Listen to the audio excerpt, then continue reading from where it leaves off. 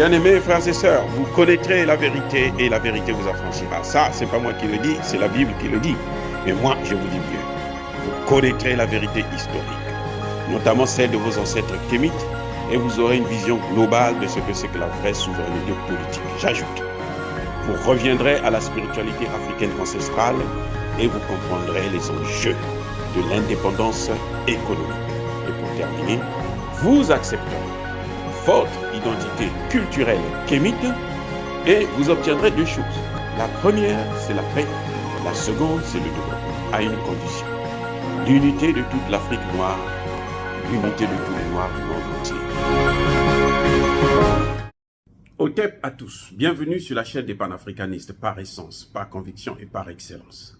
Celle des citoyens kémites par nécessité et obligation de combat. Nous sommes une chaîne qui n'est guidée que par nos ancêtres et rien que par les ancêtres qui appartiennent à l'égrégore du monde noir.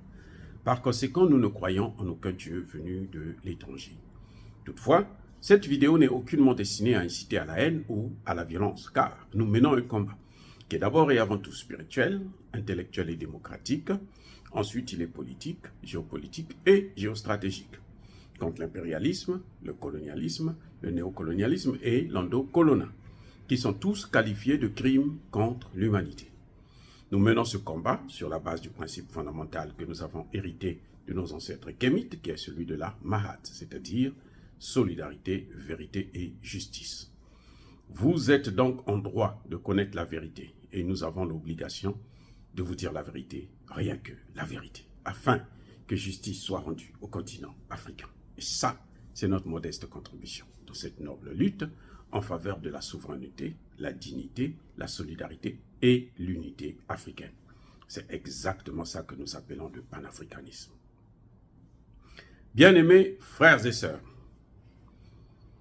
l'ambassadeur de la RCA en Russie a dévoilé quelque chose de très important. La Russie devrait avoir une base militaire en RCA.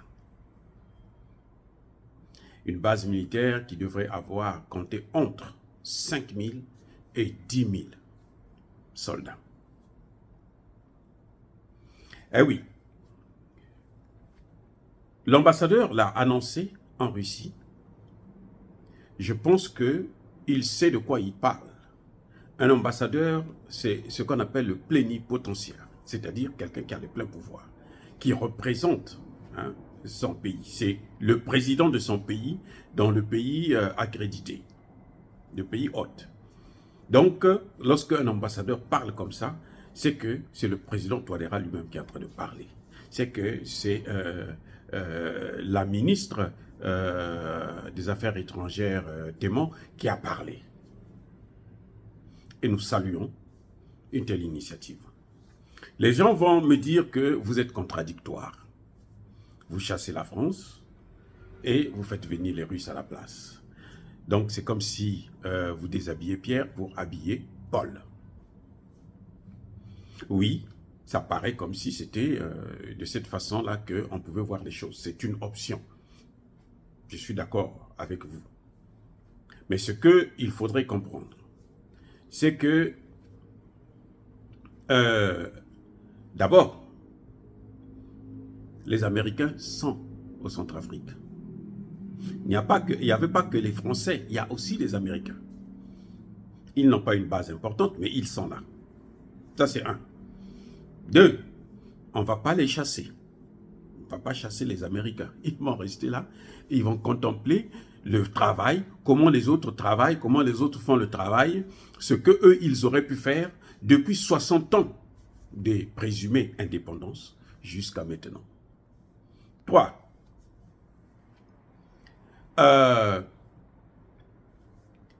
Le problème de, comment vous appelez ça, du Centrafrique, est que le Centrafrique, vous le savez, accueille la banque des BRICS, la banque centrale des BRICS. Et cette banque centrale sera accompagnée d'un certain nombre de projets qui vont d'ailleurs créer des millions d'emplois. Probablement qu'ils chercheront des Africains partout en Afrique. Partout. Ils vont venir de partout. Des millions d'emplois.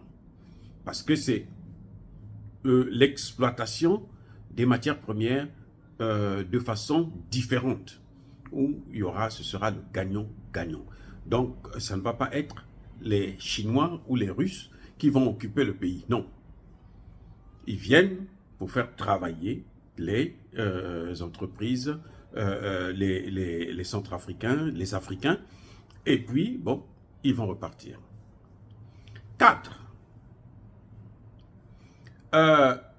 La base militaire russe au Centrafrique, c'est à la demande d'un État souverain du Centrafrique. Ce n'est pas à la demande des Russes.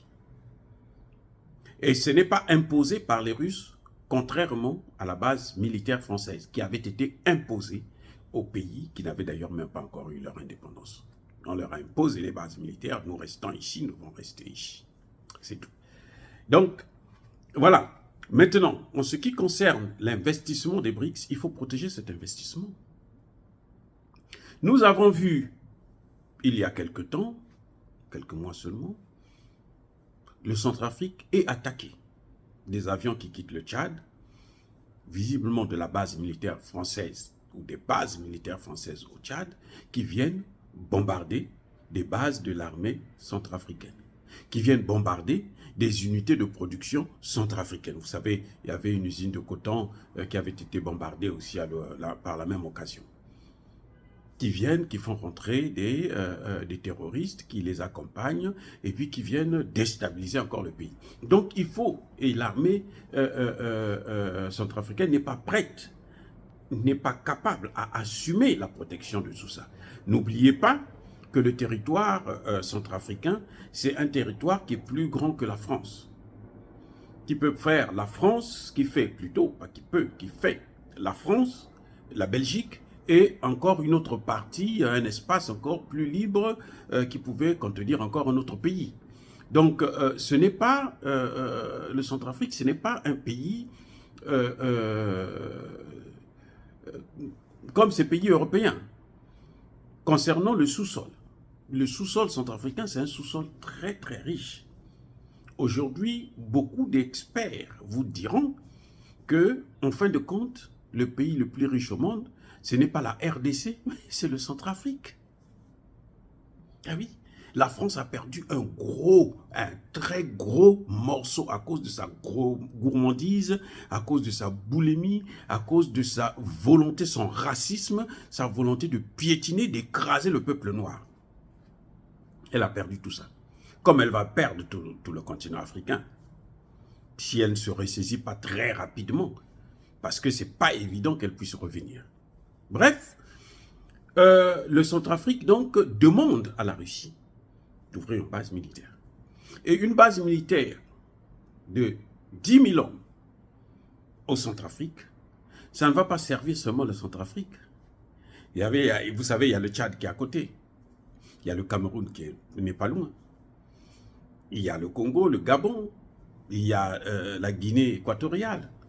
Cette base-là peut couvrir toute l'Afrique centrale. Contre les pays de l'OTAN qui ont des dizaines de bases militaires là-bas. Contre les pays de l'OTAN vautours. Contre les pays de l'OTAN prédateurs.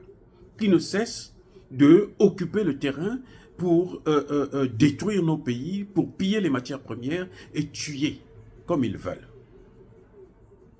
Donc, ce n'est pas comme on peut le croire. À première vue, c'est comme si on déshabillait Pierre pour habiller Paul. Mais au fond, ce n'est pas la même chose. Puisque ce que je dois ajouter, et qui est très important, c'est que au moment où les Centrafricains se sentiront capables d'assurer la sécurité, leur sécurité, au moment où les Centrafricains seront en sécurité, il y aura la menace des puissances de l'OTAN va s'éloigner d'eux, eh bien à ce moment, les Russes pourront repartir chez eux. Parce que n'oubliez pas que la Russie, c'est un très grand territoire. C'est le pays le plus grand au monde. C'est un pays qui a beaucoup de matières premières. Toutes les matières premières que nous avons en Afrique, là, ils ont ça. Vous avez vu, c'était eux qui faisaient l'industrialisation, le développement des pays européens, avec le gaz moins cher, l'électricité, l'énergie moins chère. Voilà, donc avec eux, on n'aura pas les mêmes problèmes que nous avons avec la France, puisque la France, c'est un pays pauvre, qui n'a rien, qui depuis son existence, depuis le commencement, le début du siècle dernier, ou depuis les siècles précédents, depuis l'esclavage et autres, c'est un pays qui vit aux dépens de nous. Donc si nous ne sommes pas, elle ne peut pas vivre. Et c'est pour ça qu'elle est obligée de tuer n'importe quel dirigeant africain qui se met sur son chemin. Ce n'est pas le cas des Russes, puisque eux, ils ont les matières premières. Ils ont un territoire grand. Ils n'ont pas besoin de venir occuper notre territoire, non. Et c'est pour leur sécurité à la Russie aussi. C'est stratégique. Voilà. Ils ne veulent pas et ils ne doivent pas laisser les Occidentaux continuer à mettre des bases militaires. C'est ce qui va faire fuir les bases militaires, la base militaire qui est là, au Niger. Là. Ah oui, on va les faire fuir, on va les faire partir. Parce que vous voyez par exemple le Mali, ils veulent faire la guerre au Mali. Ils veulent attaquer le Mali. Donc il faut se préparer à tout ça. Le Centrafrique, c'est une grosse perte pour les pays occidentaux et notamment pour la France. C'est une grosse perte. Et eux, ils sont prêts à tout pour stopper le projet des BRICS. Parce que si les BRICS réussissent, écoutez bien, d'ailleurs, les BRICS, ils ont intérêt à réussir. Parce que s'ils échouent, leur crédibilité dans le monde sera ternie. S'ils réussissent, l'Afrique sera ouverte à ces pays de BRICS. Eh oui, s'ils réussissent, l'Afrique sera ouverte. Plus de pays, déjà, avant même qu'ils n'entament ces projets au Centrafrique, il y a déjà plusieurs pays africains qui frappent à la porte. Donc, je pense que ce n'est pas une mauvaise chose, surtout qu'il y a une nouvelle constitution qui va certainement consacrer toutes ces choses-là, les interventions des puissances étrangères, notamment dans le cadre militaire, le partenariat. Et je crois que le président Touadéra a fait un bon choix. Dire cela, c'est inciter à la haine ou à la violence. Non, il y a ma colère. Encore une fois de plus, bien-aimés frères et sœurs, soyez bénis. Je persiste et je signe. Soyez abondamment bénis par le Dieu des Kémites et par nos ancêtres angélisés. Mais que tous ceux qui persécutent le continent africain, qui le pillent et le déstabilisent, qu'ils soient noirs, blancs, chinois, arabes, indiens, qui qu'ils soient maudits, punis, foudroyés, neutralisés, effacés, écrasés par ce Dieu des Kémites et par nos ancêtres angélisés. Vive l'Afrique éternelle, j'ai dit et j'assume.